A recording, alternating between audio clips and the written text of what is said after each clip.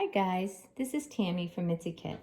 Today I'm going to show you some tips on how to tie off your sewing as you are working on your hand sewing project and you either want to finish your sewing of your project and then cut the thread after tying off, or you might be in the middle of your sewing and realize you're going to run out of thread and need to rethread your needle.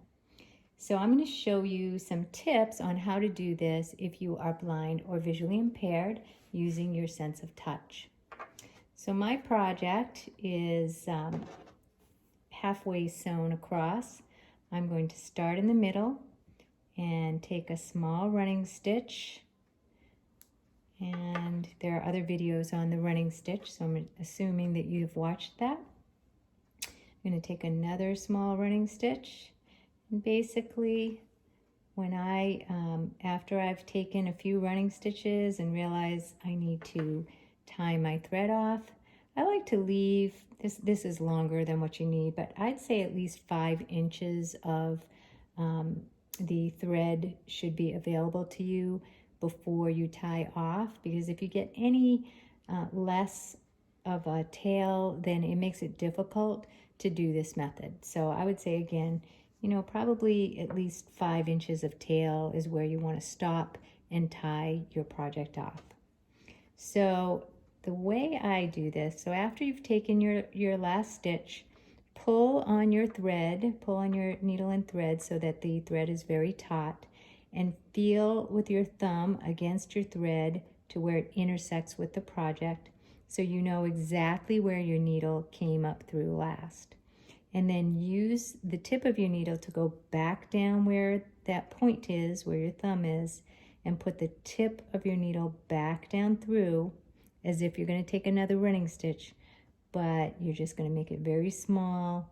Bring the tip back up and just leave about 1/4 of an inch of the tip of your needle coming up through the fabric. Don't push it any more through. Just again, you've put your needle down through the fabric and back up with about 1/4 inch of the tip of your needle up through the top of your fabric. Then you'll have a little bite of fabric over your needle and the eye of the needle in the back. And when you feel the eye of your needle and then feel the thread attached to it, you'll notice that there's a loop formed. So there's a loop from the eye of your needle, goes back around and attaches to the fabric where you last put your last stitch through.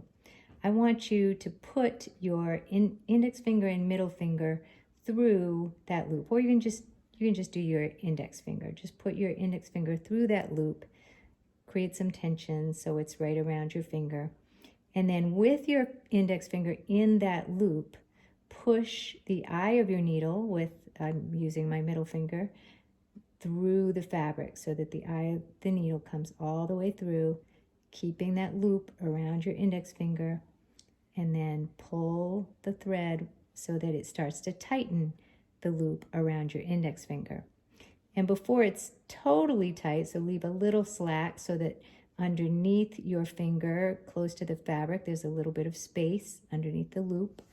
You're going to take the point of your needle and go back through the center of that loop.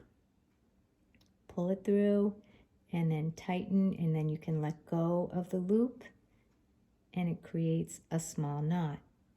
And we're going to do that twice to make it a nice secure knot. So I'm going to do that again. Put my needle right back down to the point where my needle had come up through the fabric. Take a very small bite with just about 1/4 of an inch of the needle coming through the top of the fabric. Feel the thread from behind the eye of the needle and looping back to the fabric. Put my index finger in the loop, push the eye of the needle so that the needle goes through the fabric, and pull on the needle so that the thread tightens around my finger, leaving a little bit of slack underneath my finger, between my finger and the fabric so that the loop has a little opening. put the tip of the needle back through that loop and then pull it up and take your finger out of the loop. And now you've made a double knot and you're ready to cut off your thread. I hope that's been helpful. If you have any questions, feel free to contact me at mitsykit.org.